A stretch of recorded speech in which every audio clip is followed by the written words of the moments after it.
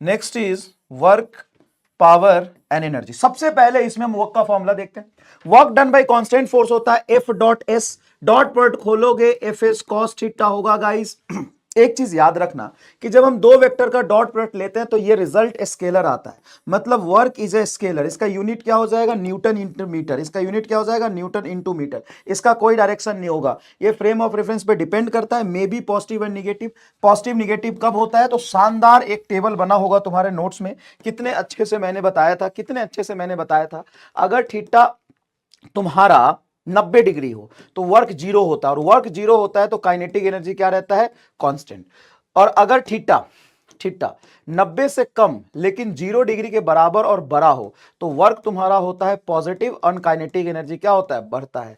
अगर तुम्हारा theta 90 degree से बड़ा और 180 डिग्री बराबर छोटा हो तो वर्क तुम्हारा निगेटिव होता है और काइनेटिक एनर्जी घटता है। एक फोर्स का वर्क दूसरे फोर्स के प्रेजेंस पे डिपेंड नहीं करता है। बहुत बढ़िया सर। आइए एसर्शन रीजन कर लीजिए guys. Work can not be negative, अरे होता है, पक पक पक पक पक। वर्क इज स्केलर, ये सही है, ये गलत है, ये सही है। असर्शन गलत but reason is correct. Work done by one force does not depends on the force acting on the other body, हाँ सही है। Work two object having same kinetic energy and same mass must have a same momentum, wrong. Wrong क्यों, क्योंकि kinetic energy scalar है। अगर kinetic energy मास बराबर है तो भी हमें मोमेंटम एक वेक्टर होता है, उसका डायरेक्शन का आइडिया नहीं लगेगा। इसलिए गाइस स्टेटमेंट 2 रॉन्ग हो गाइस, स्टेटमेंट 1 सही हो गाइस। Come on guys. पानी पीने के लिए मंगाया था, तेरा मुंह साफ करने में चला गया। इतना गंदा क्यों है तू, इतना गंदा क्यों है तू? Come on come on come on. चलो नेक्स्ट देखिए। Work is a scalar quantity, yes work is a scalar quantity. Work is dot product of force and displacement vector and result of dot product of two vector is always scalar. वाह वाह भाई प्रभु, कहां थे जो ये सवाल आप बनाए हैं, कहां थे? ये तो बहुत बढ़िया बात कही भाई साहब, करेक्ट एक्सप्लेनेशन। भाई साहब बहुत कम ही मिलता है ऐसा, एकदम करेक्ट एक्सप्लेनेशन। नेक्स्ट देखिए। Slope of work versus displacement graph, GRAPH group gives force. Slope of work displacement gives force, ऐसा ए गे चाची गे, चाची गे, हाँ रे ठीक रे। W/S बराबर F, हाँ रे। तो W बराबर, अरे भाई साहब, ओ भाई भाई भाई भाई, area of force displacement graph is वो भाई भाई भाई, both are correct. Come on come on come on, but not a correct explanation. Come on come on come on guys, guys कैसे हैं आप लोग गाइस, क्लियर है क्या? चलिए। पार्टिकल मूव्स फ्रॉम पॉइंट इतना टू इतना अंडर द फोर्स इतना, देन वर्क डन क्या होगा? वर्क डन बराबर होता है फोर्स इंटू डिस्प्लेसमेंट का डॉट प्रोडक्ट। गाइस फोर्स दिया है 4i cap plus 3j cap, yes sir. और डिस्प्लेसमेंट के साथ डॉट प्रोडक्ट लेंगे। डिस्प्लेसमेंट होता है final position minus initial position. 4j में से ये पूरा घटाओ तो 4j, ये 5j, 4j में से 5j घटाओगे माइनस j कैप आएगा। ये पोजीशन 3k कैप में से कोई k कैप नहीं, इसको घटाओगे minus of minus plus 2i, ये आएगा। देखो तो एक बार गाइस, तो i और i 4 दूना 8 आएगा, 3j और माइनस j तो ये -3 हो जाएगा। 8 में से 3 5, क्योंकि k इधर है नहीं, 5 जूल। गाइस 5 जूल है क्या यार दोस्त, कितना लग रहा है यार दोस्त, 5 जूल लग रहा है क्या? चलिए नेक्स्ट देखते हैं। Consider a rain drop. देखो नीट 2017-16 में बहुत टफ पेपर आता था, उस समय का ये सवाल है, देखिएगा इसको अच्छे से, देखिएगा अच्छे से। Consider a rain drop of water having mass 1 gram falling from a height 1 kilometer. It hits the ground with a speed 50 meter per second. Take g constant with a value 10 meter per second square. Work done by the gravitational force.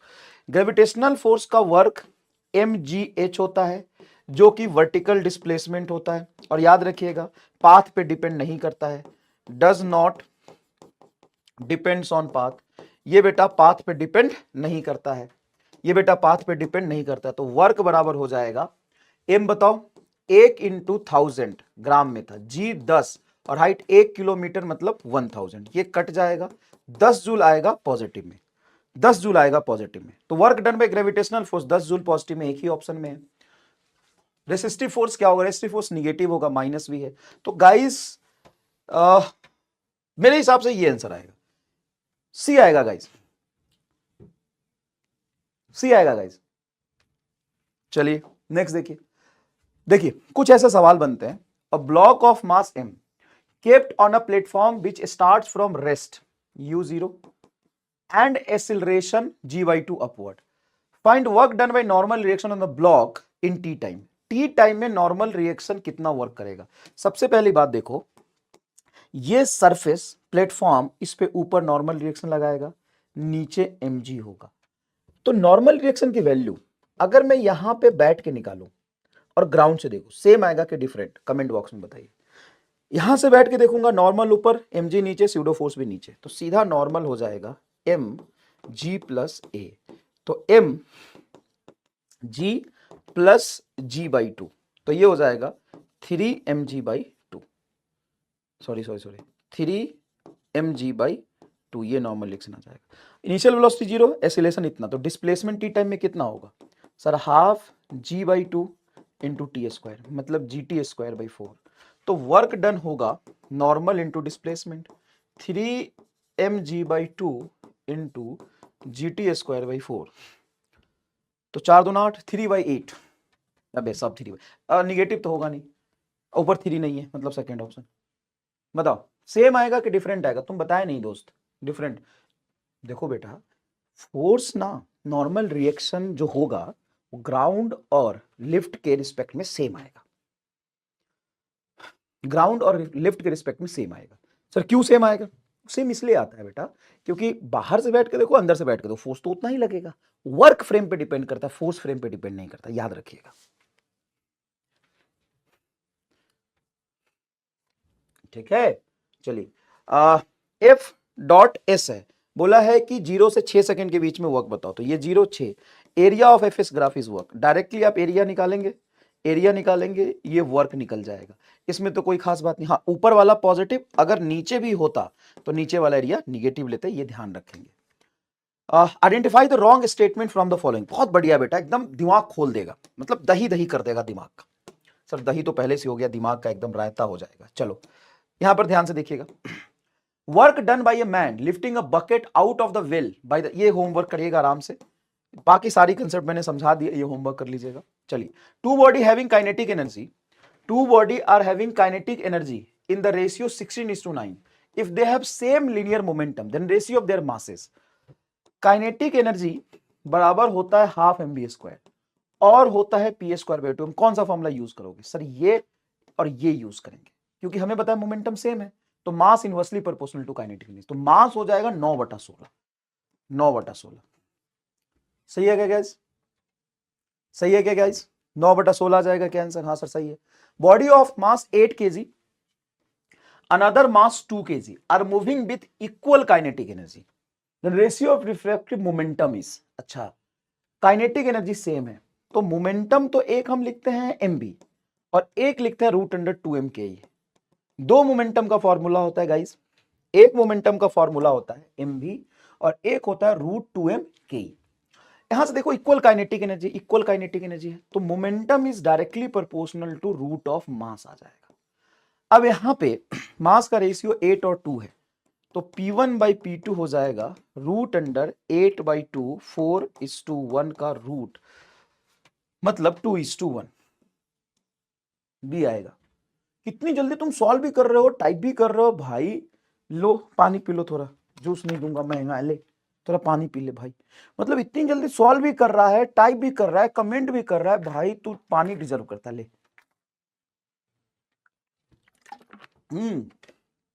Deserve करता है भाई तू। Body of mass 3 kg dropped from the top of the tower of height 45 metre, then the kinetic energy after 3 second. बढ़िया सवाल है। Body 3 second में कितनी velocity gain करता है अगर मैं ड्रॉप करूं तो? सर बॉडी 3 सेकेंड में 30 मीटर पर सेकेंड गेन करता है। v बराबर u plus A T, drop किया तो इनिशियल वेलोसिटी 0, तो काइनेटिक एनर्जी कितना आ जाएगा? सर हाफ m इंटू 30 का होल स्क्वायर। मास बोल सर 3, तो आ जाएगा 3/2, 30 का होल स्क्वायर 900। तो ये हो जाएगा तेरा 450। 450 इंटू 3 बता 1450 कि 1296। 1296 आएगा अगर नहीं, जी को 10 ले रहा है, 1350 होगा। मैं कुछ गलत लिखा है कहीं,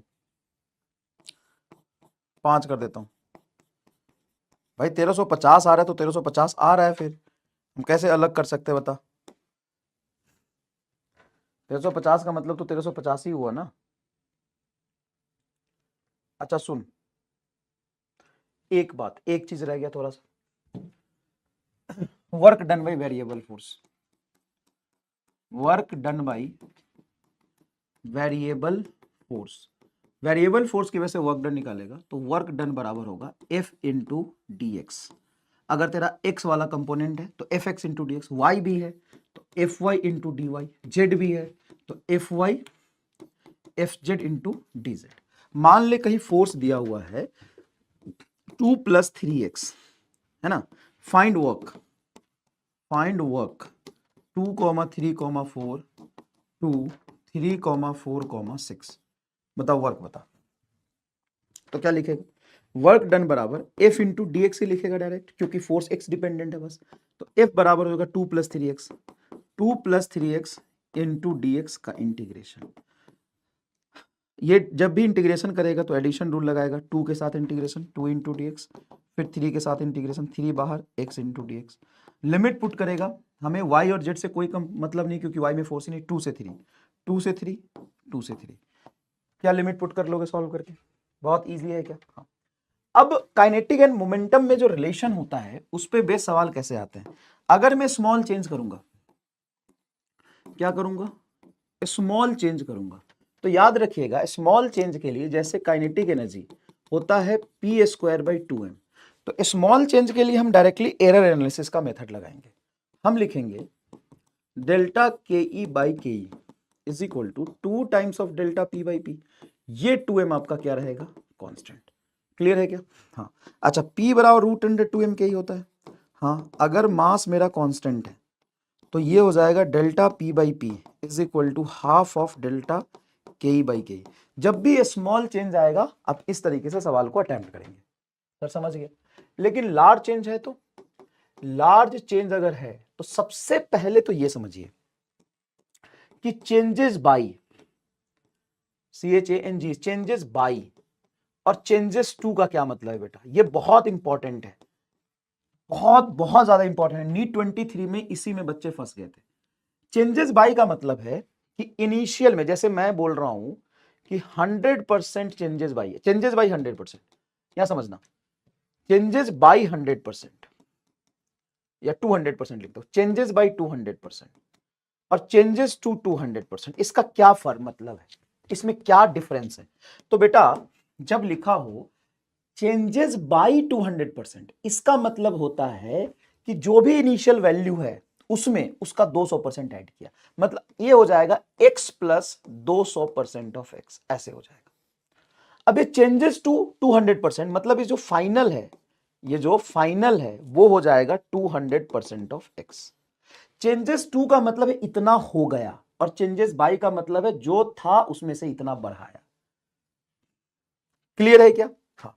अब बेटा बहुत बढ़िया सवाल मैंने लिखा है, मैं 4 सवाल एक ही पेज पे लिख दिए, 4 सवाल बेटा एक ही पेज पे लिख दिए, 4 सवाल। क्या है, पहला सवाल देखिएगा प्लीज, पहला सवाल देखिएगा, काइनेटिक एनर्जी इंक्रीजेस बाय 300%। तो सबसे पहले फाइनल काइनेटिक एनर्जी कितना हो जाएगा ये बताइए। सर बाई मतलब जितना था उसमें 300% और बढ़ाया, तो सर ये 400% हो जाएगा इनिशियल काइनेटिक एनर्जी का। परसेंटेज हटाएंगे तो 400/100 of initial kinetic energy, double zero cut जाएगा, 4 गुना काइनेटिक एनर्जी हो गया। तो मोमेंटम प्रोपोर्शनल टू रूट के ही होता है। अगर रूट के अंदर 4 का फैक्टर रखूंगा तो डबल, मतलब मोमेंटम जो है वो डबल हुआ है, मतलब 200% हो गया। 2p होना मतलब डबल होना, मतलब 200% हो गया टोटल, मतलब 100% बढ़ा होगा। तो पहले का आंसर आएगा तुम्हारा B. When momentum the body increases by 200%, फिर से बाई है, तो फाइनल मोमेंटम जो होगा इंक्रीजेस बाय 200% मतलब 300% हो जाएगा। काइनेटिक एनर्जी होता है बेटा p²। अब परसेंटेज हटाओगे तो 100 से डिवाइड करोगे, मतलब मोमेंटम तुम्हारा 3 गुना हुआ और 3 का होल स्क्वायर 9 गुना, मतलब ये आएगा बेटा 9 times of initial kinetic energy, मतलब 9 टाइम्स मतलब 900% हो गया, तो बढ़ा कितना होगा 800% से, इसका आंसर ये होगा। If kinetic energy decreases by 19%, मतलब फाइनल काइनेटिक एनर्जी जो होगा वो 19% डिक्रीज कर गया, बाई 19% मतलब 81% हो जाएगा इनिशियल काइनेटिक एनर्जी का। परसेंटेज हटाओगे तो ये 81/100। बेटा मोमेंटम होता है रूट अंडर 2m/k, रूट के अंदर 81/100 का मतलब है 9/10, 100 से मल्टीप्लाई करोगे 90%, फाइनल 90% है, 10% घटा होगा, आंसर आएगा D. Kinetic energy increases by 69%, मतलब तुम्हारा जो काइनेटिक एनर्जी है 169% हो जाएगा, बढ़ गया ना इतना से, तो 169% मतलब 169/100 of initial kinetic energy. P होता है रूट अंडर 2m/k, रूट के अंदर ये रखोगे 13/10 बाहर आएगा, 100 से मल्टीप्लाई करोगे तो 130%, मतलब 30% से बढ़ा है, तो फोर्थ का आंसर चला जाएगा आपका ए। लो भाई, ये बहुत आसान तरीके से मैं कर रहा हूं क्या, ये रफ्तार तेरे से होगा कि नहीं होगा बता। सर क्या कर रहा हूं, हमको तो कुछ नहीं समझ में आ रहा है। हाँ, दो तरह के लोग हो सकते हैं, एक कहेंगे हमको तो कुछ नहीं समझ में आया, ये कौन सा सब्जेक्ट चल रहा, रिप्रोडक्शन। भाई जितने मिनट में लोग एक सवाल करते हैं, मैं 4 सवाल निपटा चुका हूं, 4 सवाल निपटा चुका हूं, 4 सवाल निपटा चुका हूं। वर्क एनर्जी थ्योरम क्या कहता है, वर्क एनर्जी थ्योरम कहता है work done by all the forces is equal to change in kinetic energy.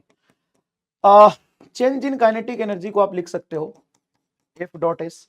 अगर किसी ऑब्जेक्ट पे कांस्टेंट फोर्स में लगाता हूं एस डिस्टेंस तक, तो इसकी जो काइनेटिक एनर्जी होगी वो एफ एस होगी, इसके मास पे डिपेंड ही नहीं करेगी।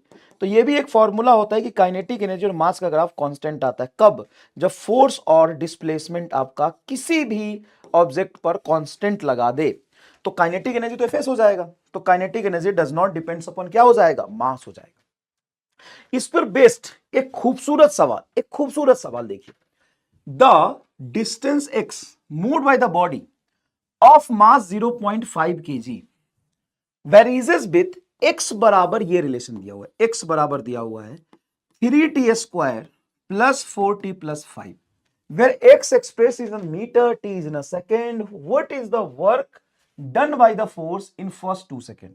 तो 2 सेकेंड में वर्क कितना होगा? तो बे देख, वर्क एक तो होता है एफएस, इससे तो तू निकाल नहीं पा रहा, तो चेंज इन काइनेटिक एनर्जी निकाल ले। Sir change in kinetic energy कैसे निकाले? तो देख, हाफ एम बाहर, फाइनल वेलोसिटी का स्क्वायर माइनस इनिशियल वेलोसिटी का स्क्वायर कर दे। अब सर वेलोसिटी का स्क्वायर कैसे करें? तो ये पोजीशन दिया हुआ है, डिफरेंशिएट करके वेलोसिटी निकालो। ये हो जाएगा तुम्हारा 3 बाहर टी स्क्वायर का 2t, मतलब 60 प्लस 4। फर्स्ट 2 सेकेंड का मतलब है कि initial velocity t is equal to 0 पे आएगा 4, और final velocity t is equal to 2 पे आएगा, t इज इक्वल टू 2 पे आएगा 12 4 16, 12 4 16। तो यहां पे वर्क डन आपका हो जाएगा हाफ, मास भी है बेटा हाफ, 16 का होल स्क्वायर माइनस 4 का होल स्क्वायर। बताओ कर लोगे? कर लोगे? जो भी आंसर आएगा मैच नहीं कराना, तो कंसेप्ट समझ में आया कि नहीं आया? कंसेप्ट समझ में आया नहीं है? The truck accelerate from speed v to v, work done during this is, अरे साहब गर्दा उड़ा देंगे, गर्दा उड़ा देंगे। अ ट्रक, कुछ भी मास होगा चल, truck accelerate from speed v to v, then work done during this is, तो वर्क डन होता है हाफ m फाइनल स्पीड का whole square minus initial speed का होल स्क्वायर, ये हो जाएगा हाफ m, 2v का whole square 4v square minus v square, तो हो जाएगा 3v square, 3 into half m v square. चलिए 3 times as the work done to accelerating from rest to V. हाँ, रेस टू वी से ये work होता है, इसका 3 गुना हो रहा है, मेरे लिए पहला सही लग रहा है। Same as the work done in accelerating from 0 to v, नहीं 0 से v में वर्क डन और v से 2v में वर्क डन में फर्क है। 4 टाइम्स एज, ना 4 नहीं आ रहा, less than the work done in accelerating from rest to V, नहीं ज्यादा हो रहा है। देख दो कैसा सवाल है, क्या रेटिंग दोगे इस सवाल को? क्या वर्क एनर्जी थ्योरम को ये फील करा दिया कि नहीं?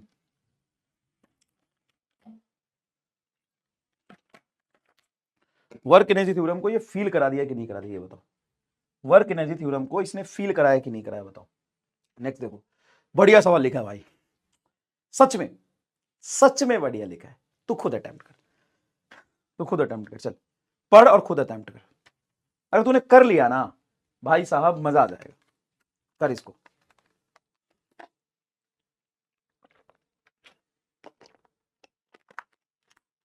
एक करा प्लीज खत्म कर दो, तो बेटा तू मत देख, खत्म हो गया, तो लेक्चर को बंद कर दे, देख ही मत, मतलब खत्म हो गया।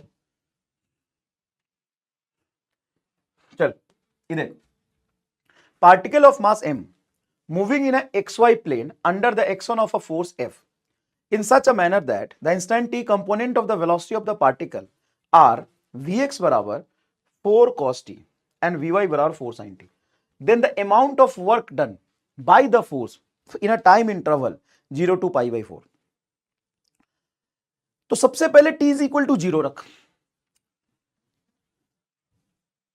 नहीं पाई बाई 2 होगा, सॉरी ये, ओहो ये क्या हो रहा है, ये बेटा पाई बाई 2 है, एक मिनट, पाई बाई 2 है।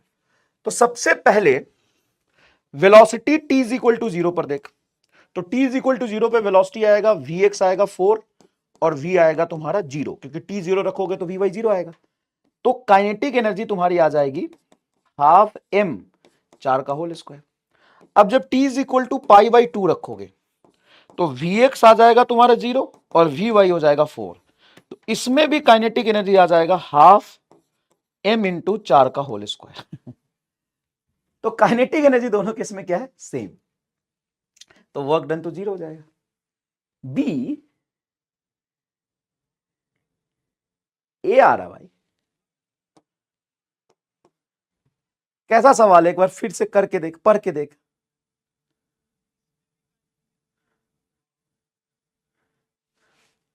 पढ़ के देख, करके देख, ऐसे नहीं होगा भाई मेरे, करके देखो, पढ़ के देखो, तभी आएगा, तभी आएगा, तभी आएगा, मजे आएंगे, मजे आएंगे, मजे आएंगे। करके देखो, पढ़ के देखो, मजे आएंगे, मजे आएंगे। चलो ये देखो, kinetic energy acquired by the mass m in traveling a constant distance d starting from the rest under the action of a constant force is directly proportional to independent upon mass। Kinetic energy का ना 3 relation हो गया, एक होता है half M B square, एक होता है P A square by 2m और एक होता है एफ डॉट एस वर्क के बराबर। काइनेटिक एनर्जी के 3 रिलेशन आ गए ना, तो अगर तुम्हें फोर्स और एस दिया हुआ है तो काइनेटिक एनर्जी के फॉर्मूले में मास आ ही नहीं रहा। समझ गए क्या? इधर देखिए, body of mass 1 kg thrown upward with velocity इतना मीटर पर second, it momentary come to rest after attaining a height of 18 metre, then how much energy is lost due to friction. सुन, कुछ नहीं करो, इनिशियल वेलोसिटी तुम्हें दिया है बेटा 20, हाँ सर दिया है 20, फाइनल वेलोसिटी मैक्सिमम हाइट पे हो जाएगा 0, ये हाइट दिया है तुम्हें 18 मीटर। अब तुम पता है क्या लिखोगे, work done by gravity plus work done by friction is equal to change in kinetic energy, that's it. तो work done by gravity minus mgh, work done by friction पूछा है रहने दो, final kinetic energy half m 0 का whole square minus 20 का whole square. यहां से तुम्हारा work done by friction direct, यहां से तुम्हारा work done by friction direct आ जाएगा, पूरा लिख दिया है बेटा। Conservative force non conservative force के कंसेप्ट को समझते हैं, conservative force non conservative force के कंसेप्ट को समझते हैं। चलिए ध्यान से देखिएगा, कंजर्वेटिव फोर्स क्या होता है, work done does not depends upon path, जिसका वर्क डन पाथ पे डिपेंड नहीं करता है, क्लोज पाथ में इसका वर्क डन 0 होता है। Concept of potential energy defined only for the conservative force, work is reversible that is gravitational force, electrostatic force conservative है। नॉन कंजर्वेटिव फोर्स का वर्क डन पाथ पे डिपेंड करता है, जैसे फ्रिक्शन, टेंशन, क्लोज पाथ में इसका work 0 नहीं होता है ना। Concept of potential energy is not defined, इसके लिए पोटेंशियल एनर्जी डिफाइंड नहीं होता है, इसका वर्क रिवर्सिबल नहीं होता है। मैं एक आसान तरीका बताता हूं, जिसके लिए पोटेंशियल एनर्जी डिफाइंड हो गया, जिसके लिए पोटेंशियल एनर्जी डिफाइंड हो गया वो तो हो जाएगा तुम्हारा कंजर्वेटिव फोर्स, जिसके लिए पोटेंशियल एनर्जी डिफाइंड नहीं हुआ वो हो जाएगा बेटा नॉन कंजर्वेटिव फोर्स। बहुत इजी है। Law of conservative conservation of mechanical energy, चलो ये आप देखो, इस चैप्टर के 4 बड़े बड़े प्रमुख नियम हैं, वो एक दूसरे के फैमिली के मेंबर ही हैं। जैसे पहला लॉ है वर्क एनर्जी थ्योरम, पहला लॉ है work energy theorem. Work energy theorem क्या कहता है कि work done by all the forces is equal to change in kinetic energy. ये सभी फोर्स के लिए सही है, जैसे work done by conservative force, work done by non-conservative force, work done by normal, work done by friction, work done by pseudo, work done by internal, work done by external is equal to change in kinetic energy। मतलब इसमें कोई exception नहीं आता बेटा, इसमें कोई exception नहीं आता, सारे दुनिया के सारे ऑलवेज वैलिड है, ये कभी गलत नहीं होगा। Always valid in inertial frame, non inertial frame, दुनिया का कोई भी फ्रेम है ये वैलिड है। दूसरा concept of potential energy, conservative force का जो फॉर्मूला होता है वो minus D by D R होता है। यहां से work done by conservative force minus change in potential energy होता है। ऑलवेज वैलिड, जब कंजर्वेटिव लिख दिया ना तो कंजर्वेटिव के लिए ही सही, लेकिन ये ऑलवेज वैलिड होता है। ये बाप ऑफ ऑल द लॉ है। क्या है ये? बाप of all the laws in physics, of all the laws. बाप ऑफ ऑल द लॉज का मतलब ये कभी गलत हो ही नहीं सकता भाई साहब, ये कभी गलत हो ही नहीं सकता। बाप ऑफ ऑल द लॉज, सारे लॉ का बाप है ये, सारे लॉ का बाप है, सारे लॉ का बाप। और ये क्या है? Mother of all the laws. इस दोनों से मिला के बेटा ऑफ लॉ बनता है COME, conservation of mechanical energy. Conservation of mechanical energy only valid when work done bye non conservative force is zero. ऐसा नहीं है कि इसमें ये कंडीशन लगेगा, ऐसा नहीं है कि इसमें ये कंडीशन लगेगा कि नॉन कंजर्वेटिव फोर्स होना ही नहीं चाहिए। नॉन कंजर्वेशन फोर्स हो भी सकता है, उससे कोई दिक्कत नहीं, लेकिन उसका वर्क डन क्या होना चाहिए? जीरो होना चाहिए। तब जाके ये नियम आता है मैकेनिकल एनर्जी तुम्हारा कांस्टेंट रहेगा। मतलब kinetic energy plus potential energy का इनिशियल वैल्यू बराबर kinetic energy plus potential energy की फाइनल वैल्यू होगी। ये हमेशा वैलिड होगा क्या? नहीं। कब वैलिड होगा? ये तभी वैलिड होगा जब नॉन कंजर्वेटिव फोर्स नहीं होगा। ना ना ना, गलत बात है। ये तभी वैलिड होगा, ये तभी वैलिड होगा, ये तभी वैलिड होगा जब work done bye non conservative force zero होगा। ठीक है? हाँ सर। अब यहां पर ध्यान से देखिए, यहां पर ध्यान से देखिए, यहां पर ध्यान से देखिए। अगर चेंज इन काइनेटिक एनर्जी तुम्हारा जीरो है तो work done by external agent change in potential energy हो सकता है। ये कब लगाओगे? जब चेंज इन काइनेटिक एनर्जी तुम्हारा क्या है? जीरो, और conservative force non conservative force के अगेंस्ट हो रहा है, तभी एक्सटर्नल फोर्स बराबर डेल्टा यू होता है। ये इस कंडीशन के लिए सही है, ये इस कंडीशन के लिए सही है, बस हमेशा सही नहीं है। ये किसके लिए सही है? इस कंडीशन के लिए सही है। ठीक है? तो एक बात बताओ, क्या मैं लिख सकता हूं potential energy is negative of work done? बताओ ट्रू है कि false? Potential energy is negative work done by conservative force, work done by conservative force. ये स्टेटमेंट सही है कि नहीं? जल्दी बताओ। कंजर्वेटिव फोर्स, अगर मैं ऐसा लिखता हूं तो ये सही है कि नहीं? बताओ। Potential energy is negative work done by conservative force, ये सही है कि नहीं? ट्रू है कि फॉल्स है? Potential energy is negative work done by conservative force, true है कि फॉल्स है? तो जितने भी ट्रू लोग बोल रहे हैं बेटा, बहुत अच्छे से चीजों को समझने की जरूरत है, नहीं तो लेक्चर देखते रह जाओगे, जीवन में कुछ नहीं कर पाओगे। फॉल्स है। जितने लोग ट्रू देख रहे हैं, लेक्चर देखते रह जाओगे बेटा, कुछ नहीं कर पाओगे जीवन में। फॉल्स है। सर फॉल्स कैसे? सर आपने तो बताया था कि negative work done by conservative force होता है। तो निगेटिव वर्क डन, मान लो तो माइनस को इधर ले आएगा, तो minus work done by conservative force is equal to change in potential, है ना? पोटेंशियल कहां है? तो पोटेंशियल एनर्जी डिफाइन नहीं होता negative work done by conservative force, change in potential define होता है। अरे sir sorry, change in potential difference पे डिपेंड नहीं करता। Change in potential does not depends upon difference, does not depends on difference, but potential energy depends upon difference. Potential energy depends upon difference.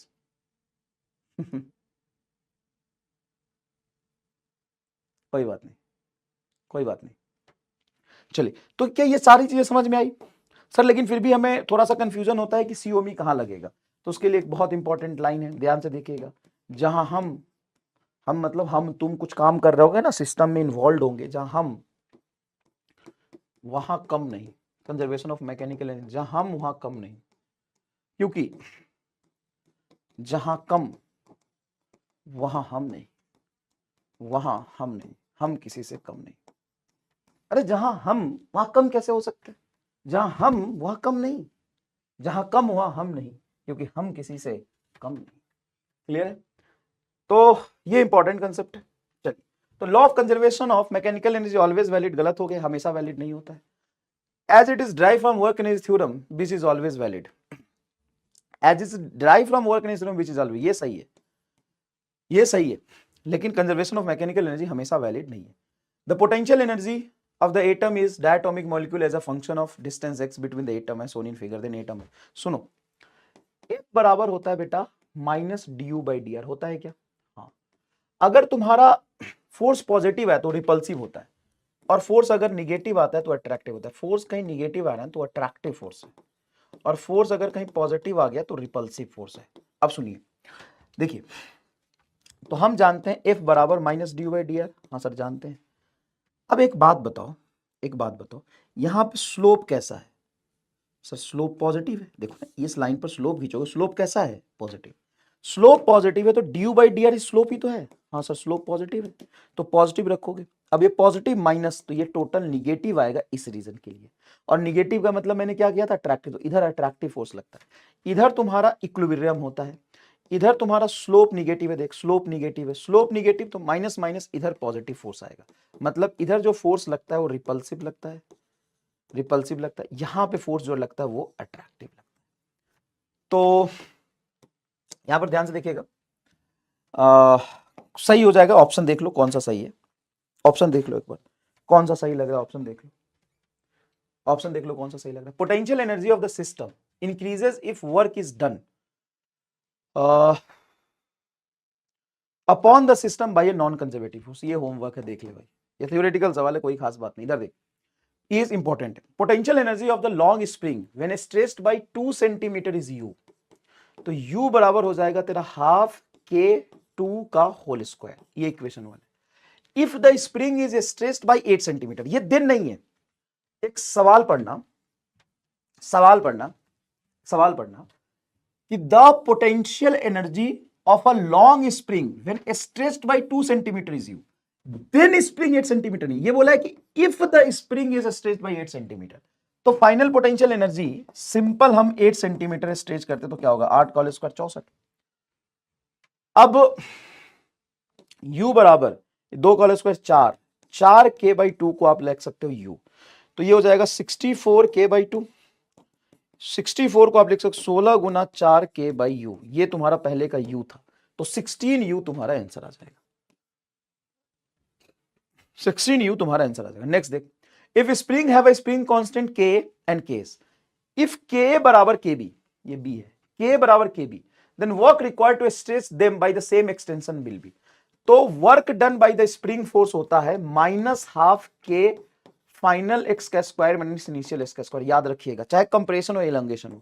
और spring potential energy होता है half के final x का whole square minus initial x का whole square, तो extension same है, तो उसमें वर्क ज्यादा होगा जिसका के ज्यादा है, जिसका के ज्यादा है। के किसका ज्यादा है? ए का, तो उसमें वर्क ज्यादा, जिसका के ज्यादा है उसमें वर्क ज्यादा होगा, सिंपल सी बात, जिसका के ज्यादा उसमें वर्क ज्यादा होगा।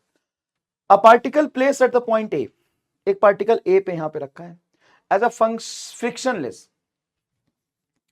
frictionless track ABC as shown in a figure. It is gently pushed towards the right. The speed of the particle when it reaches the point B.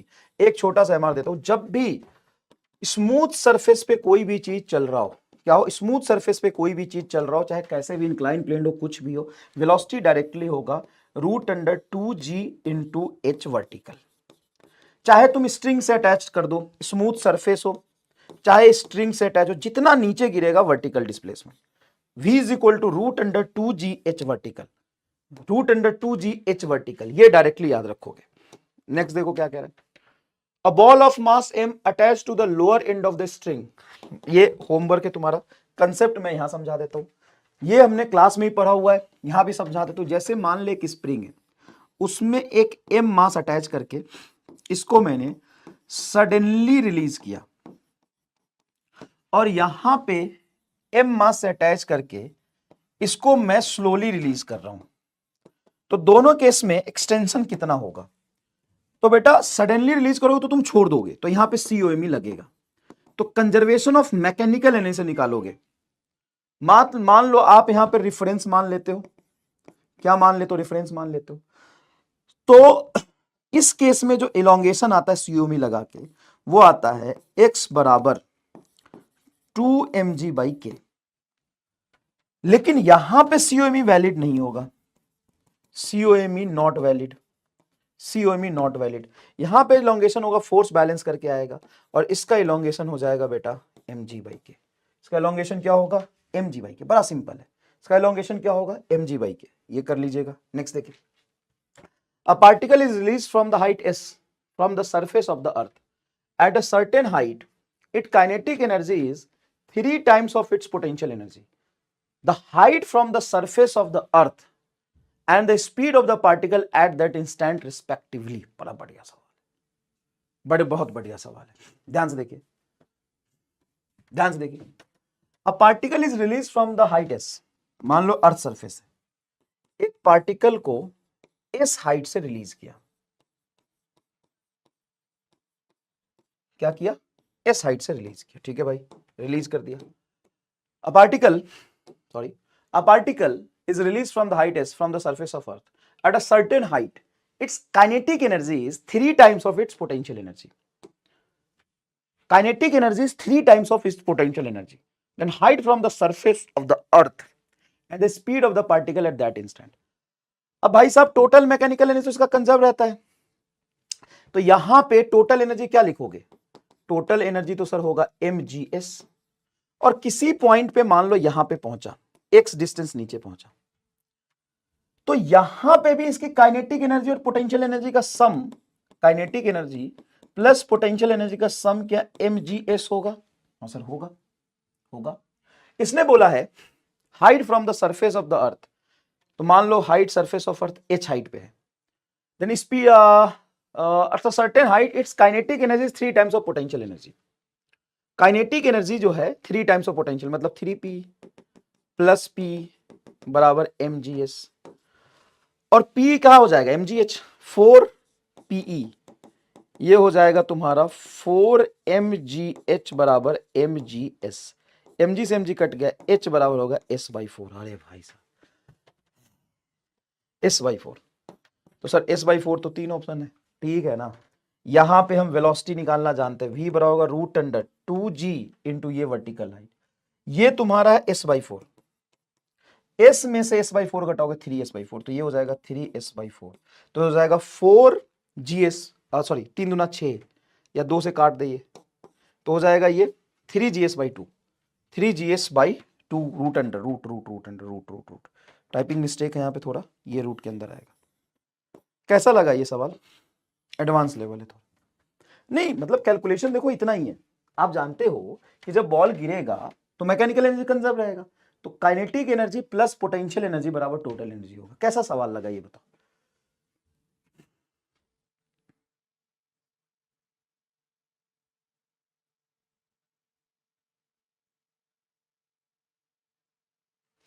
कैसा सवाल लगा ये बताओ। नेक्स्ट देखो, potential energy of the long spring when stretched by 2 centimetre use, ये तो करा दिया, 2006 में भी सवाल है। ये एक बढ़िया सवाल लिखा है बेटा, ये एक बढ़िया सवाल लिखा है, देखो मजा आएगा। देखो, the potential energy for the force F is given by cos x plus y, मतलब पोटेंशियल एनर्जी लिखा है cos x plus y, then force acting on the particle at a position 0,5/4, तो F इज इक्वल टू लिखोगे du by D r. अब du by D r में क्या करोगे, cos के अंदर x भी और y भी है, हाँ सर दोनों है, फिर कैसे करें, तो सुनना ध्यान से, ये होगा du बटा dx, सिर्फ x के साथ करो और y को कांस्टेंट मानो i कैप, और फिर du बटा dy y के साथ करो, फिर x को कांस्टेंट मानो j कैप, ऐसा आएगा। तो सर a बराबर माइनस बाहर निकलेगा, पर इसको पूरे को करेंगे x के साथ, तो cos का डिफरेंशिएशन होगा minus sine x plus y into x के साथ x i कैप आएगा, और फिर करोगे तो minus sine x plus Y J cap, ऐसा कुछ आएगा। माइनस माइनस ये बन जाएगा दोनों प्लस में आ रहा। अब x 0 और y को π/4, x को 0 y को रखोगे π/4, तो साइन पाई बाई 4 होगा 1/√2 प्लस 1/√2। ओ माय गॉड, 1/√2 1/√2 ये आ रहा भाई, वाह देख तो रे, कुछ नहीं भाई, अगर तुम इसको x के साथ करते हो तो cos समथिंग का डिफरेंशिएशन हो जाएगा minus sine x plus y, और फिर अंदर में x प्लस वाई का x के साथ करोगे तो 1। कैसा लगा सवाल?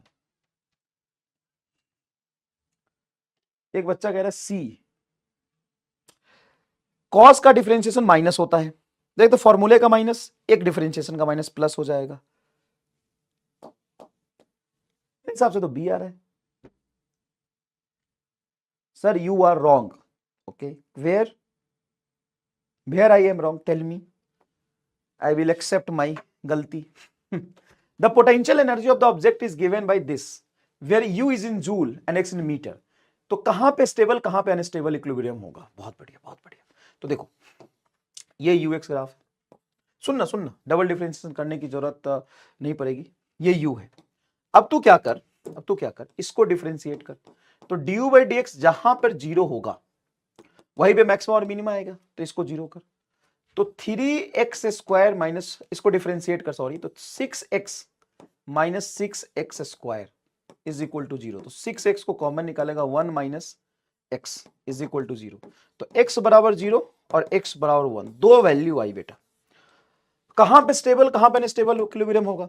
तो जहां पोटेंशियल एनर्जी ज्यादा होता है वो अनस्टेबल होता है, तो x 0 रख, तो पोटेंशियल एनर्जी x 0 पे 0 आ रहा है, और x 1 रख, x 1 रखेगा तो 3 माइनस 2 ये 1 आएगा, तो 1 पे अनस्टेबल इक्विलिब्रियम होगा, 1 पे अनस्टेबल इक्विलिब्रियम होगा और 0 पे स्टेबल होगा। ये एक नया एमआर थ्योरी है, ये एक नया एमआर थ्योरी है। ये तू कहीं भी इसका देखेगा, कहीं भी देखेगा कैलकुलेशन,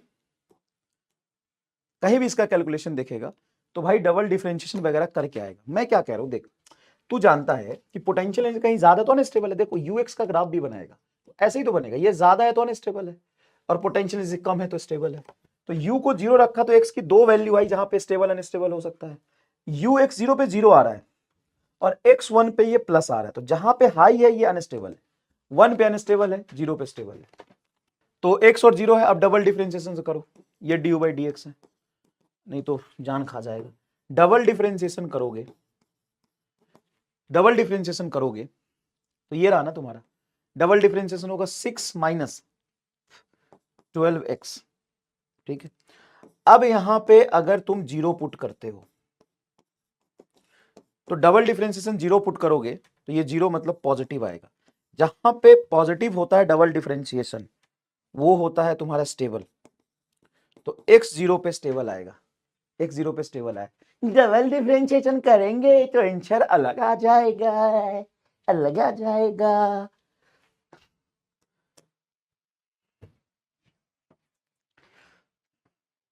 कर ले कर ले,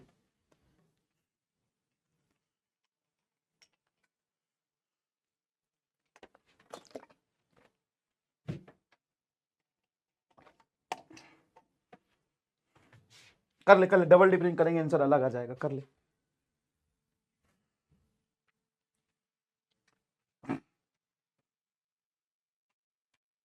चले यहां से देखिए, U बराबर, सुन, कहीं भी नेचुरली अगर पोटेंशियल एनर्जी ज्यादा है तो वो अनस्टेबल होगा, पोटेंशियल एनर्जी कम है वो स्टेबल होगा। किसी भी नेचुरल फिनोमेना में एनर्जी रिलीज होती है तो हम स्टेबिलिटी की तरफ बढ़ते हैं, और एनर्जी अब्जॉर्ब होती है तो अनस्टेबिलिटी की तरफ बढ़ते हैं। इधर देख, ये U दिया हुआ है, U बराबर है बेटा ax का पावर -12 माइनस bx का पावर -6। अब बोला है स्टेबल इक्विलिब्रियम कहां पे होगा, मतलब इक्विलिब्रियम कहां पे होगा, तो तू F बराबर minus due by D R को 0 पुट कर दे, वहां से x निकाल ले, बहुत आसान सवाल है, बहुत ऐसे सवाल कराए। F बराबर ये दिया है तो यहां से चेक करो, ऐसे सवाल तो मैंने करा ही दिए। A simple pendulum of length L has maximum angular displacement theta, simple pendulum है, मैक्सिमम एंगुलर डिस्प्लेसमेंट इसका क्या है, थीटा, देख maximum angular displacement theta. Then maximum kinetic energy of the bob is, इसकी मैक्सिमम काइनेटिक एनर्जी कितनी होगी, क्या है, simple pendulum of a length L has a maximum angular displacement theta, then maximum kinetic energy of the bob is. सबसे पहले तो ये समझो, सबसे पहले तो ये समझो कि यहां से मैं इसको रिलीज कर रहा हूं, अब ये भागते हुए यहां पे आएगा तो यहां पे इसकी वेलोसिटी कितनी होगी। तो अगर तुम इसको रेफरेंस मान लेते हो, रेफरेंस मान लेते हो, ये एल है, तो जब ये यहां पहुंचेगा तो ये लेंथ एल और ये एल है, तो इसका कंपोनेंट ये एल cos थीटा। तो कितना नीचे गिरा, नहीं समझे, चलो बताता हूं, चलो बताता हूं। ये बहुत इंपॉर्टेंट है, बहुत बेसिक चीज है, इससे सवाल बहुत आते हैं बेटा, और ये हमें करना है बहुत अच्छे से, ध्यान से सुनना। ये एक स्ट्रिंग है जिसका लेंथ एल है, यहां पे एक एम मास का ऑब्जेक्ट अटैच कर दिया, ये वर्टिकल डिस्प्लेसमेंट है थीटा। जब मैं बेटा इसको यहां से रिलीज करूंगा, ठीक है, तुम एक काम करो ना, पोटेंशियल एनर्जी यहां पे जीरो मान लो। सर ठीक है, जीरो मान लेते हैं। अगर तुमने यहां पे पोटेंशियल एनर्जी जीरो माना तो इसकी इनिशियल पोटेंशियल एनर्जी क्या हो जाएगी, सर कितना नीचे है, एल का ये कंपोनेंट होगा एल cos थीटा। तो तुम लिखोगे initial potential energy minus M G l cos theta, kinetic zero आएगा क्योंकि रेस्ट में है, जीरो बराबर। यहां पे जब ये पहुंचा तो ये कितना नीचे है, एल नीचे है, तो लिखोगे minus M G l plus kinetic energy. क्या क्लियर है ये? हाँ, माइनस एम जी एल उधर ले जाओ, तो M ji L minus M G L cos theta is equal to kinetic energy. यहां से एम जी एल बाहर निकल जाएगा, 1 minus cos theta is equal to kinetic energy. तो काइनेटिक एनर्जी मैक्सिमम मीन पे होगा, वो होगा M G L 1 minus cos theta. देखो M G L 1 minus cos theta, पहला आंसर आएगा। अब M G L 1 minus cos theta को अगर तुम हाफ एम बी ए स्क्वायर के बराबर रख दोगे, एम से एम कटेगा, v इज इक्वल टू आएगा root under 2 g L 1 minus cos theta. अगर वेलोसिटी पूछता तो, अगर बेटा वेलोसिटी पूछता तो।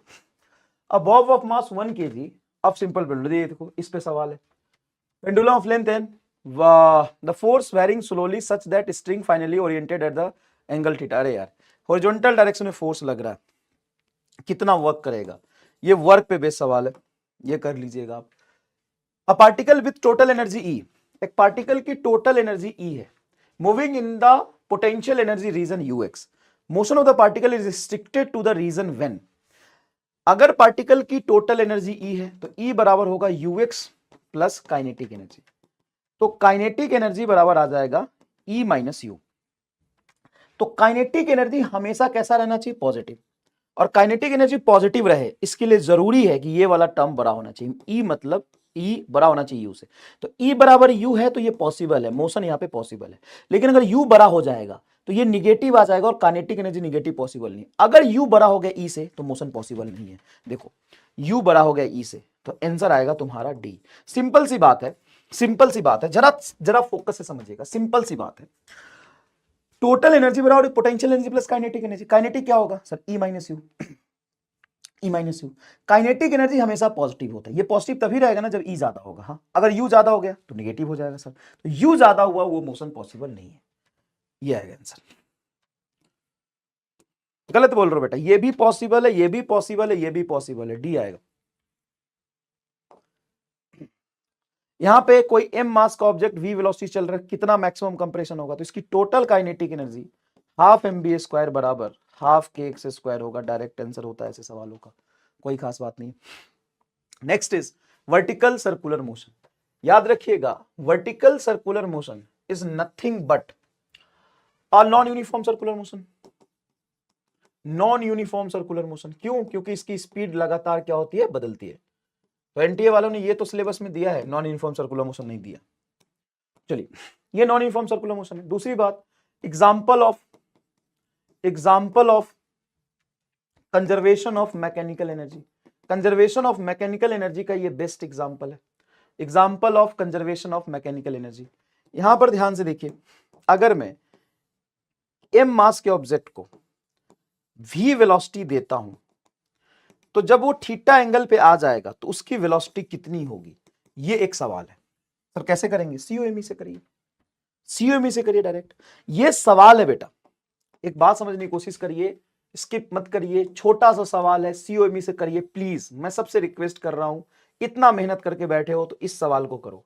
अगर एक ऑब्जेक्ट को मैंने यहां पे वेलोसिटी दिया है u, तो जब ये थीटा एंगल हो जाएगा तो उस ऑब्जेक्ट की यहां पे वेलोसिटी कितनी होगी, ये सब लोग करेंगे। करो भाई, बहुत सारी चीजें मैं ही लिख रहा हूं, सारा चीज मैंने लिखा, कुछ तो तू लिख।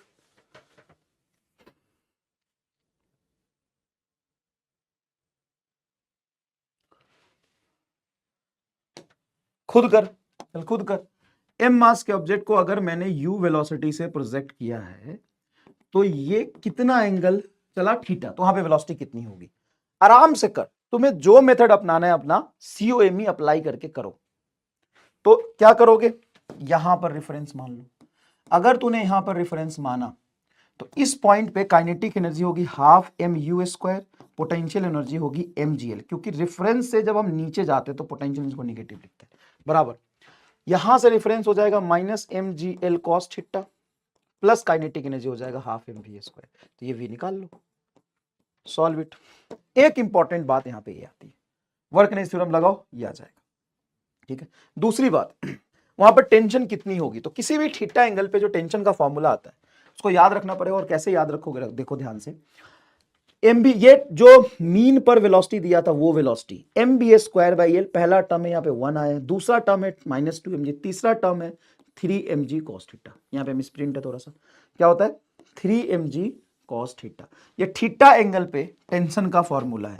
टेंशन का फॉर्मूला थीटा एंगल पे बेटा होता है m B square by l minus 2 mg plus 3 mg cos theta. ये बेटा क्या है, थीटा एंगल पे टेंशन का फॉर्मूला है। क्या बेटा, थीटा एंगल पे टेंशन का फॉर्मूला। अगर थीटा को 0 रखोगे तो मीन पॉइंट पे मैक्सिमम टेंशन कितना हो, थीटा 0 रखो, cos 0 1, 3 mg minus 2 mg plus mg, तो देखो मैक्सिमम टेंशन कितना आता है m B square by l, m B square l plus mg। Minimum tension कितना आएगा, ये मैक्सिमम हाइट पे आता है, कहां, अपर पॉइंट पे आता है m B square minus 5 mg। Maximum minus minimum tension की वैल्यू हमेशा 6 mg रहती है। अगर आप स्ट्रिंग से अटैच करते हो तो इसको पूरा करने में root 5 g r minimum velocity देना पड़ता है। उस केस में मैक्सिमम हाइट पे वेलोसिटी होता है रूट जी आर, टेंशन होता है 0। लेकिन अगर रॉड है मासलेस या ऐसे वर्टिकल लूप में घुमाना है तो रूट अंडर 4 जी आर से वो घूम जाता है। क्या दो बातें आपको याद रहनी चाहिए, हाँ सर। मैं यहां पे आपको बताता हूं और खोल के थोड़ा सुनो ध्यान से। यहां पर जो वेलोसिटी टेंशन होता है ना, यहां पर जो टेंशन होता है ना, वो टेंशन होता है m B square by l plus m g. यहां पर जो टेंशन होता है ना, यहां पर जो टेंशन होता है ना, इससे 3 mg कम होता है, इसमें से 3 mg घटा दो तो ये होगा M B square by L, 3 mg घटाओगे माइनस 2 mg आएगा, mg में से 3 mg घटाओगे। यहां पर जो टेंशन होता है ना, इससे 6 mg कम होता है, ये टेंशन मिनिमम होता है, ये हो जाएगा m B square by l minus 5 mg। यहां पर जो टेंशन होता है इससे 3 mg ज्यादा होता है, इसके बराबर आ जाएगा। यहां पर जो टेंशन होता है 3 mg और ज्यादा होता है, यहां से 3 mg कम, यहां से ये 3 mg कम, यहां से ये 3 mg ज्यादा, यहां से 3 mg ज्यादा, इसका डिफरेंस होता है 6 mg, इसका डिफरेंस होता है 3 mg, इसका डिफरेंस होता है 3 mg, इसका डिफरेंस होता है 3 mg, इसका डिफरेंस होता है 3 mg, इसका डिफरेंस होता है 6 mg, इसका डिफरेंस होता है 0, इसका डिफरेंस होता है 6 mg। बोलो धुआं धुआं हो गया कि नहीं। मैक्सिमम टेंशन और मिनिमम टेंशन का जो डिफरेंस होता है ना, वो होता है 6 mg, वो होता है तुम्हारा 6 mg, वो होता है तुम्हारा 6 mg। देखिए, मास m attached to the thin wire and within this vertical circle, then wire is most likely to break। जहां पे टेंशन ज्यादा होगा, टेंशन कहां पे ज्यादा होता है, लोअर पॉइंट पे, लोएस्ट पॉइंट पे टेंशन ज्यादा होता है, वहां पर उसके टूटने की प्रोबेबिलिटी ज्यादा होती है, वहां पर उसके टूटने की प्रोबेबिलिटी ज्यादा होती है। ये देखिए, inclined plane ends into vertical loop of radius r and shown in a figure। यहां पे रेडियस r है। If particle of mass m release from the top most point, यहां से पार्टिकल को रिलीज किया जिसकी हाइट 5r के बराबर, the point C on the track as shown in a figure, ठीक है, and the centre of circular track, then normal reaction at C, C पर नॉर्मल रिएक्शन बता। एक बात बताओ बेटा, ये 5r हाइट पे है और ये यहां से r हाइट पे हो जाएगा, देखो ना ये रेडियस r है, तो ये कितना नीचे गिरा 4r, तो यहां पर जो वेलोसिटी होगी ना root under 2g into 4r होगी, मतलब वेलोसिटी हो गया रूट अंडर 4 दूना 8, 8gr। क्या ये समझते हो आप, ये समझते हो तो काम हो जाएगा सर, ठीक है। अब यहीं पे बैठ के अगर तुम इसका एफबीडी बनाओगे तो नॉर्मल पीछे, क्योंकि सरफेस है तो सरफेस के परपेंडिकुलर लगेगा m B square by r, तो नॉर्मल रिएक्शन हो जाएगा m B square by r, मतलब 8 mg आएगा क्या, 8 mg आएगा क्या, 8 mg है, डी नहीं है, 3 mg नहीं है, 8 mg आ रहा। Simple pendulum of length L, mass m initially at lowest position. If it is given the minimum horizontal speed necessary to move in a circular path about the point of suspension, the tension in the string as the lowest position is. Lowest position पे tension क्या होगा? ऊपर tension 0 होता है, difference होता है 6 mg, तो 6 mg होगा। नहीं समझे? क्रिटिकल पॉइंट पे जब बेटा तुम यहां पे वेलोसिटी रूट अंडर 5 gr देते हो, तो मैक्सिमम हाइट पे जब वो पहुंचता है उस समय उसकी वेलोसिटी होती है रूट अंडर gr, और यहां पर टेंशन होता है 0। Critical point, just critical point, यहां पर टेंशन होता है 0, यहां पर टेंशन होता है 0। दूसरी बात कि अगर मैं इसको वेलोसिटी रूट अंडर 5 gr के बराबर या बड़ा दूं तभी ये कंप्लीट करेगा, तभी ये कंप्लीट करेगा। अगर मैं velocity root under 3 gr, root under 2 gr, root under 2 gr से बड़ा लेकिन रूट अंडर 5 gr से छोटा दूंगा, तो ये थीटा बराबर 90 डिग्री पर लीव करेगा सर्कुलर पाथ को, leave the circular path, leave the circular path, है ना। और उसके बाद पैराबोलिक पाथ फॉलो करेगा। अगर मैं वेलोसिटी रूट अंडर 2 gr से कम दूंगा तो थीटा लेस देन 90 डिग्री पे बिल लीव सर्कुलर पाथ। और अगर थीटा वेलोसिटी बहुत बहुत बहुत कम दूंगा रूट अंडर 2 gr से, तब ये SHM करेगा, यहां पे ऑसिलेशन करेगा, सर्कुलर पाथ छोड़ के क्या करेगा? ऑसिलेशन करेगा। ये आपको समझ में आता है क्या? ये समझ में आता है क्या?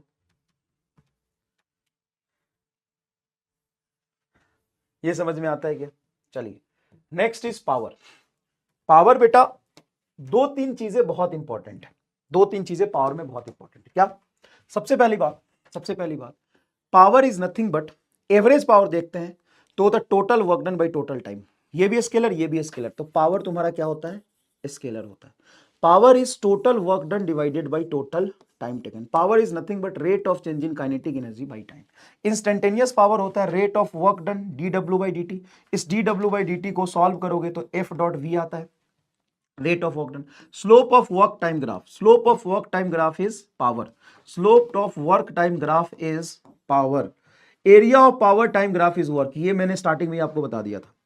F.V आपका इंस्टेंटेनियस पावर होता है, डॉट पर खोलेंगे बी कॉस थीटा होगा, स्केलर है लेकिन मे भी पॉजिटिव नेगेटिव एंड जीरो, ये थीटा पे डिपेंड करता है।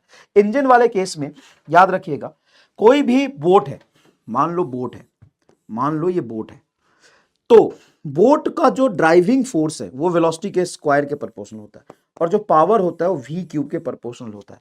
अगर बोट v स्पीड से चल रहा है, अगर बोट मान लो v स्पीड से चल रहा है, पावर p है। अगर यही बोट 2v स्पीड से चलेगा तो पावर 8p हो जाएगा। ये वाली बात फील आ गई तो कमेंट बॉक्स में दिल बना दो, खूब सारे सवाल इस पर पूछे, खूब सारे सवाल इस पर पूछे, खूब सारे सवाल इस पर पूछे, खूब सारे सवाल। इंजन के केस में याद रखिएगा, अगर आपका इंजन u वेलोसिटी से बोट को चला रहा है, पावर p है। अगर 2v वेलोसिटी से चलाना चाहता है तो पावर 8p होगा। अच्छा, अगर ये इंजन v वेलोसिटी से वाटर इमिट कर रहा है, ठीक है ना, अगर वो 2v वेलोसिटी से वाटर इमिट करना चाहता है, वाटर इजेक्ट करना चाहता है, तो उसको पावर 8 टाइम्स की जरूरत पड़ेगी। वाटर के केस में भी यही होता है, ठीक है। ये जहां पे वेलोसिटी ज्यादा होगा पावर ज्यादा होगा, बाय डिफॉल्ट, बहुत बार किया हुआ। ये देखो, engine pumps water through the horse pipe, water passes through the pipe and leave it with velocity 2 metre पर second. The mass per unit length of the water in the pipe is इतना, what is the power of the engine? तो half mv² kinetic energy दिया है, तो total energy by time power हो जाएगा। ये हो गया तुम्हारा हाफ, टोटल पावर पूछा है।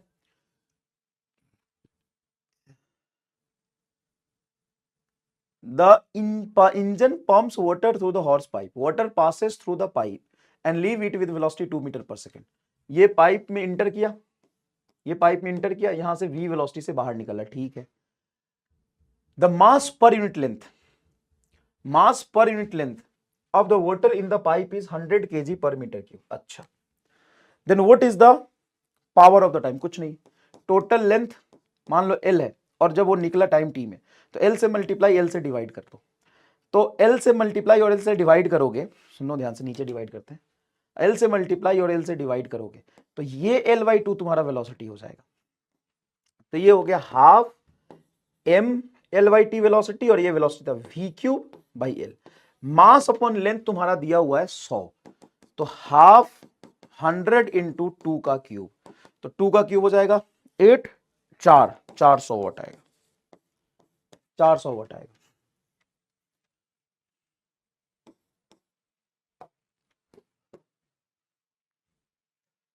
अगर इसमें पूछता the rate at which kinetic energy is provided, the rate at which kinetic energy is provided, तो ये होता इंस्टेंटेनियस पावर, ये आता तुम्हारा 800 वॉट, ये आता तुम्हारा 800 वॉट।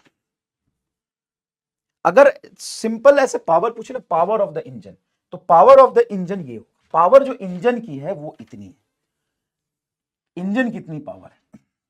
अगर rate at which kinetic energy is provided, तो इंस्टेंटेनियस पावर निकालोगे जो एवरेज पावर का डबल हो। उल्टा कर दिया क्या, rate at which kinetic energy is provided, इसमें एवरेज पावर निकालते हैं क्या, इसमें एवरेज पावर निकालते हैं क्या, तो ये 400 वोट होगा और ये हो जाएगा तुम्हारा half MB square work done, change in momentum से करोगे, डी आएगा क्या इसका आंसर, एक मिनट यार, इसमें थोड़ा कंफ्यूजन रहता है। देख, पावर ऑफ द पंप हो जाएगा एफ डॉट वी, एफ होता है तुम्हारा v into D M by D t, ये v पहले से था, वी स्क्वायर हो जाएगा, वी स्क्वायर। मास को लिखोगे जैसे ये पाइप है, यहां से पानी बाहर निकल रहा है, तो ड्राइव करके लाओगे तो ये तुम्हारा सॉल्व करके आ जाएगा रो इंटू वी हो जाएगा रो इंटू वी क्यूब।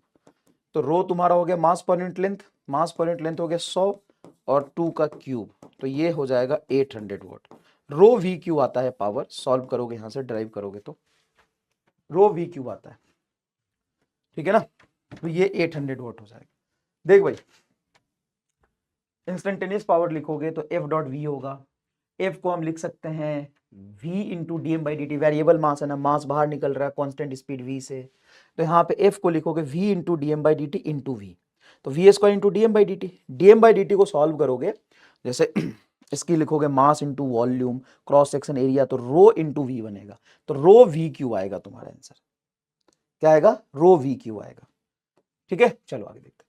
तो पार्टिकल मूव्स विथ वेलोसिटी इतना and horizontal under the force इतना, फोर्स इतना लग रहा है, वेलोसिटी इतना है, तो पावर हो जाएगा बेटा सिंपल एफ डॉट बी, ये जानते हो पावर क्या हो जाएगा, एफ डॉट बी। तो इसका और इसका डॉट प्रोडक्ट ले लो, एन नंबर ऑफ टाइम्स मैंने डॉट प्रोडक्ट्स निकाल के दिखाया, एन नंबर ऑफ टाइम्स हमने डॉट प्रोडक्ट निकाल के दिखाया। The electric lift with a maximum load of 2000 kg lift plus passenger is moving up with constant speed 1.5 metre per second. ये lift है, ये ऊपर जा रहा है 3/2 मीटर पर सेकेंड से, 2000 kg उसका मास है, तो 2000 इंटू 0, ये उस पर फोर्स लगेगा एम जी, हाँ सर।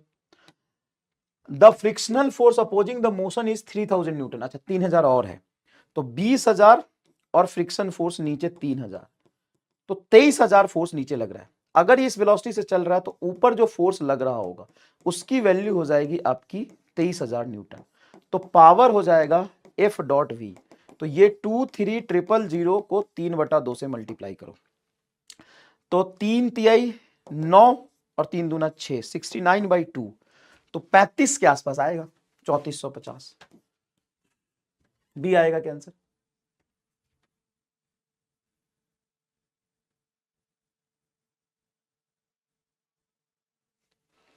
क्लियर है क्या।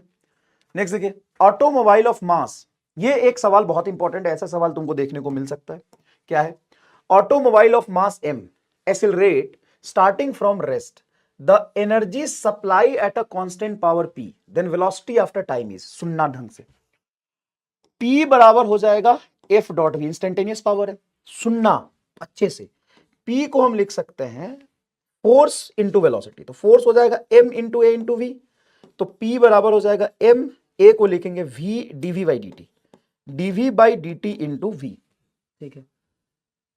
Then engine supply the constant power, then velocity after time t, हमें वेलोसिटी t टाइम पे चाहिए तो dt को इधर ले जाओ, p इंटू dt बटा m बराबर v इंटू dv हो जाएगा, इंटीग्रेट कर दो दोनों तरफ, तो ये हो जाएगा pt by m is equal to V square by 2, तो v बराबर आ गया root under 2 pt by m, root under 2 pt by m, वायर है root under 2 pt by m, first answer आ रहा बेटा। Automobile of mass m accelerated from rest, the engine supply a constant power p, तो किसी भी instant पे power p को आप ऐसे लिख सकते हो, हाँ मुझे velocity as a function of time चाहिए या displacement as a function of time चाहिए, एक ही फॉर्मूला है p बराबर fv, एक ही फॉर्मूला है p बराबर fv, एक ही फॉर्मूला है p बराबर fv, p बराबर fv, एक ही फॉर्मूला है p बराबर fv। जैसे तुमसे बोले कि पावर कांस्टेंट अप्लाई कर रहे हैं तो s as a function of time बताओ, कुछ नहीं करोगे, पावर को लिखोगे m a into v, p बराबर होगा m a को लिखोगे dv by dt into v, क्या लिखोगे dv by dt into v, dt यहां चला जाएगा, p इंटू dt बराबर m v इंटू dv, तो यहां से अगर कांस्टेंट को हटा दोगे तो we square is proportional to t, तो v इज प्रोपोर्शनल टू आ जाएगा रूट टी, और v को लिखो dx by dt is equal to root t, dt यहां जाएगा तो dx बराबर हो जाएगा root t into d t, integrate करोगे तो x is proportional to t का पावर 3/2। आए हैं इस पे सवाल, आए हैं इस पे सवाल, आए हैं इस पे सवाल, बहुत सारे सवाल इस पर आए।